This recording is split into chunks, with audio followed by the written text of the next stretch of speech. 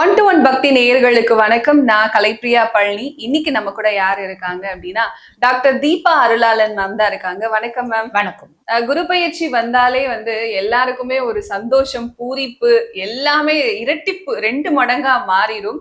ஏன்னா பொதுவாவே சொல்லுவாங்க, குரு கொடுத்தாருன்னா அதை யாராலும் தடுக்கவே முடியாது, கொட்டி கொட்டி கொடுக்க போறாரு அப்படின்னு சொல்லிட்டு. இந்த குரு பயிற்சி 12 வருடத்துக்கு அப்புறமா கடகத்துல உச்சமாகிறாரு குரு.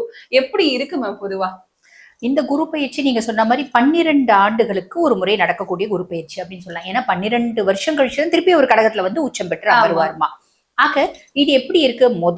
பிளஸ் என்ன அப்படின்னா, அவர் 12 வருடத்துக்கு ஒரு முறை அமர்றது பெரிய பிளஸ்ன்னு சொல்றதை விட, அவர் உச்சம் பெற்று அமர்றது பெரிய பிளஸ்ன்னு சொல்றதை விட, சனி மேல அவரோட 9ஆம் பார்வை படியுது. புரியுதுங்களா? ஆக இப்ப சனி பாத்தீங்கன்னா மீனத்துல இருக்காரு இல்லைங்களா? குருனோட 9ஆம் பார்வை அவர் மேல படியுது. சனி ஏறக்குறைய 6 ராசிகளுக்கு கெடுக்கணும் அப்படின்ற விஷயத்துல இருக்காரு.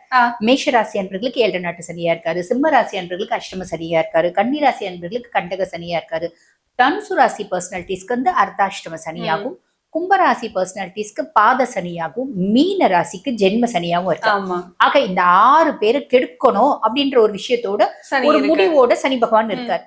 இப்ப குருனோட உச்ச பார்வை 9ஆம் பார்வை சனி மேல பண்றதுனால எல்லாளவும் கெடுக்க போறது இல்லை. இவங்க எல்லாருக்கும் ஒரு பெரிய ரிலீஃப். என் மூளைய பாத்தீங்கன்னா தின்னுட்டே இருந்த சனி, என்னை இரிட்டேட் பண்ணிட்டே இருந்த சனி ஆல்மோஸ்ட் நல்லிஃபை ஆயிடுறாரு. இது ஒரு பெரிய பிளஸ்மா. ரெண்டாவது, மத்த 6 ராசிகளுக்கு அவர் நல்லது செய்யணும்ன்ற பொசிஷன்ல தான் இருக்கார்.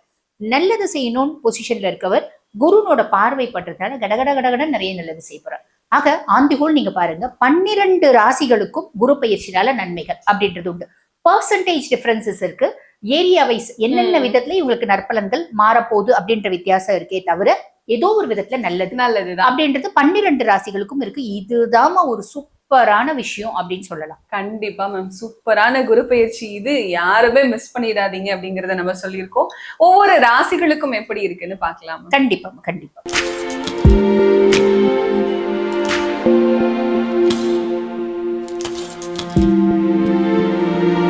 அடுத்ததா ரிஷபராசிக்காரர்கள் மேம், இவங்க எதிர்பார்த்த வாழ்க்கை எல்லாமே இந்த குரு பயிற்சி காலகட்டத்துல அமையுமா? கண்டிப்பாமா. ரிஷபம் பெருசா எதிர்பார்க்கல. ரிஷபம் உண்மையான அன்புதான் எதிர்பார்க்கும். அந்த உண்மையான அன்பு இந்த குரு பயிற்சி காலகட்டத்துல கிடைக்குமா அப்படி சொல்ல முடியாது. பொதுவா இவங்களை புரிஞ்சுப்பாங்க அப்படின்னு சொல்ல. உண்மையான அன்பு உலகத்திலேயே இல்ல அப்படின்றத நான் இப்ப புரிஞ்சுக்கினேன். நான் கடல்லயே முத்து இல்லையா, நான் முத்து குளிக்கிறேன் அப்படின்னு சொல்லிட்டு கடலுக்குள்ள இறங்கி இருக்கேன்ற கதை தான் ரிஷபத்தினோட கதை. அப்ப இந்த காலகட்டம் இவங்களுக்கு பாத்தீங்கன்னா முயற்சி ஸ்தானத்துல, இளைய சகோதர தைரிய ஸ்தானத்துல குரு பகவான் உட்கார்ந்துருக்கா. ஸ்தான பலம் பெருசா இல்லை, பட் இருந்தாலும் பார்வை பலம் நிறைய இருக்கு.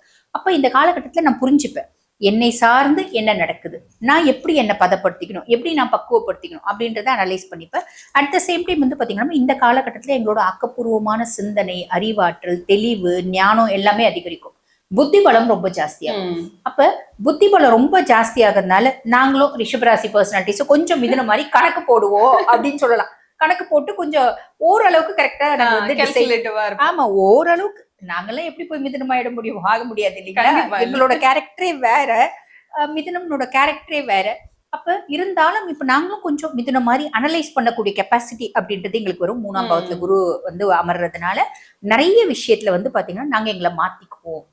ரொம்ப அன்புல வேணாம், நம்ம பொழப்ப பாக்கலாம் அப்படின்ற எண்ணத்துக்கு நாங்க வந்துரும். ஆமா, போதும், அன்பை பார்த்து ஏமாந்தது போதும் அப்படின்ற மைண்ட் செட்டுக்கு நாங்களே வந்துருவோம்.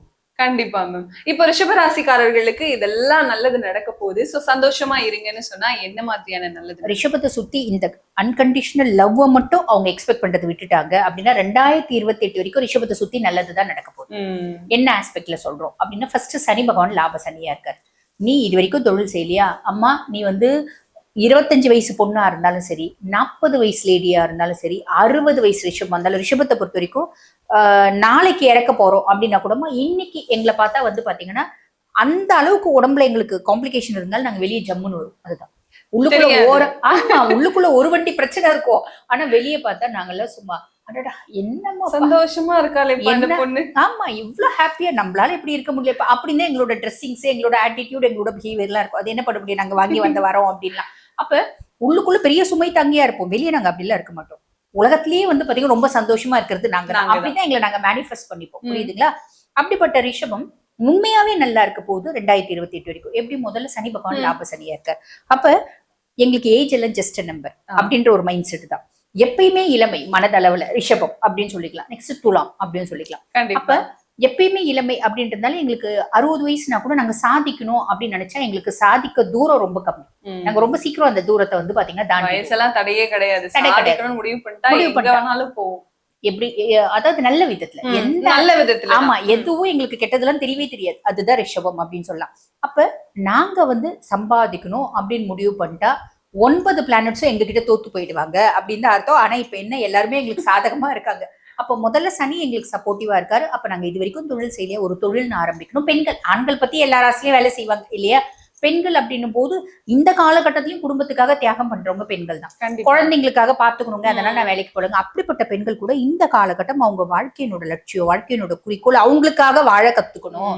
கண்டிப்பா தொழில் அப்படின்னு ஒண்ணு செய்யணும். நாங்க தொழில்னு ஒண்ணு கால் எடுத்து வச்சோம்னா போவோம், நாங்க வந்து கோபுர கலசத்துல போய் உட்கார்ந்துருவோம். அதுதான் ரிஷபத்துக்கு. அப்ப அது பேஸ் பண்ணி, எதை பேஸ் பண்ணி சொல்றதுன்னா, ஃபர்ஸ்ட் லாபஸ்தானத்துல சனி இருக்காரு, அவரே ரொம்ப சப்போர்ட்டிவா இருக்க போறார். குருனோட பார்வை மேல அவர் மேல வரப்போது ரொம்ப ஸ்பீடா லாபத்தை கொடுப்பார். தொழில் ஸ்தானத்துல ராகு இருக்கா, நீ தொழில்னு ஒண்ணு செய், அந்த தொழில பெரிய லெவல்ல கொண்டு போய் விடுற அப்படின்ற ஒரு மைண்ட் செட்ல ராகுவும் இருக்கார். ஓகேங்களா. அதுக்கு மேல இப்ப குரு 3ஆம் பாவம், அந்த தொழில பத்தின டீப் நாலேஜ் நீ கேதர் பண்ணிப்ப. என்ன, சுகஸ்தான கேத்து மட்டும் கொஞ்சம் இம்பாக்ட். சுகஸ்தான கேத்து வந்து பாத்தீங்கன்னா வெளிநாட்டு கரன்சிஸை கையாளுறது, வெளிநாட்டுல கிளையன்ஸ் வர்றது, அதெல்லாம் இருக்கும். ஆரோக்கியத்துல மட்டும் கவனம் வேணும். இவங்க ஆரோக்கியத்திலயும் இவங்க அம்மானோட ஆரோக்கியத்திலயும். கண்டிப்பா ரொம்ப சிம்பிள். இது வந்து பாத்தீங்கன்னா முழுக்க இந்த மெயின் பிளானட்ஸ் வந்து சப்போர்ட்டிவா இருக்காங்க. அப்ப சப்போர்ட்டிவா இருக்காங்க அப்படின் போது நீ வேலைன்னு ஒண்ணு செஞ்சியானா மட்டும் போதும், பெரிய லெவல்ல நீ அதாவது சாதனையா பயன்படுத்திக்கலாம் உன்னோட வாழ்நாள அப்படின்னு சொல்லிக்கலாம். கண்டிப்பா மேம். இவ்வளவு நல்ல விஷயங்கள் நடக்க போது, இருந்தாலும் இந்த விஷயத்துல ரொம்ப கவனமா இருங்க. அம்மாவோட ஹெல்த்ல கவனமா இருக்கணும்னு சொல்லிட்டோம். அதை தாண்டி ரிஷபராசிக்காரர்கள் கவனமா இருக்கணும்னா எந்த விஷயங்கள்? இவங்க ஆரோக்கியத்துல கவனமா இருக்கணும், இவங்களோட ஹெல்த்ல கவனமா இருக்கணும்.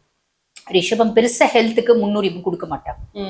அவங்களோட அழகுக்கு, அவங்களோட வந்து லுக்குக்கு ப்ரிஃபரன்ஸ் கொடுக்குறவங்க அவங்களோட ஆரோக்கியத்துல ரொம்ப கம்மியா தான் கொடுப்பாங்க. ஆரோக்கியம் அப்படின்னா கூட அவங்களோட பிசிக், இப்ப லேடிஸ்னு வச்சோம்னா உங்களுக்கு பிசிக்க கரெக்டா மெயின்டைன் பண்றது. ஜென்ஸ்க்கும் அதே மாதிரி நிறைய பியூட்டி பார்லர் போற ஜென்ஸ் எல்லாம் ரிஷபம் தான் சொல்லுவாங்க.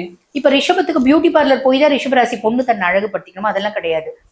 ஒரு கோணிப்பை கொடுத்து நீங்க வந்து இதுதான் உன்னோட ட்ரெஸ்னா கூட அது ஜம்முன்னு அழகா ட்ரெஸ் வந்து தச்சு போட்டு அதுக்கு மேட்சிங் அந்த கோணிப்பையிலேயே அக்சசரிஸ்ல செஞ்சு போட்டுக்கக்கூடிய கெப்பாசிட்டி ரிஷபத்துக்கு உண்டு. ஆக்கப்பூர்வமான சிந்தனைகள், கிரியேட்டிவிட்டி ரொம்ப ஜாஸ்தி. அப்ப எப்பயுமே உங்களோட ஆரோக்கியத்துல கொஞ்சம் கவனம். ஹெல்த் பத்தி பெருசா கவலைப்பட மாட்டாங்க. இந்த காலகட்டம் ஆரோக்கியத்துல கவனம். கண்டிப்பா மேம். ரிஷபராசிக்காரர்களுக்கு எதிர்பார்க்காத ஒரு விஷயம், ஆனா இதெல்லாம் எனக்கு போய் இதெல்லாம் நடக்குமா அப்படின்னு நினைச்சேன்ப்பா, ஆனா நடக்குது அப்படின்னு சொன்னா இந்த குரு பயிற்சி காலகட்டத்துல என்னவா இருக்கும்?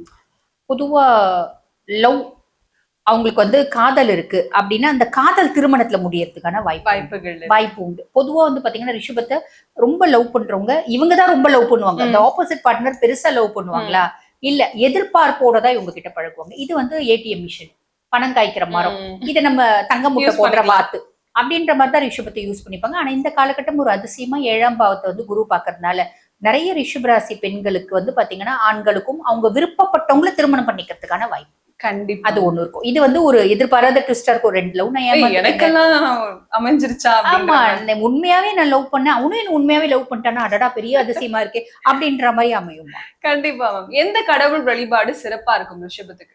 அம்பிகை வழிபாடுமா. எப்பயுமே ஏமாறக்கூடியவங்க யார வழிபாடு பண்ணும் அப்படின்னா அம்பிகை வழிபாடு பண்ணும். யாரும் நம்மள ஏமாத்த முடியாது. யார் நம்மள ஏமாத்தணும்ன்ற நோக்கத்தோட வந்தாலும் அம்பிகை அவளை வந்து பாத்தீங்கன்னா அந்த பர்சன்ஸ வேரோட களை எடுப்பான். ஆக அம்பிகை வழிபாடு.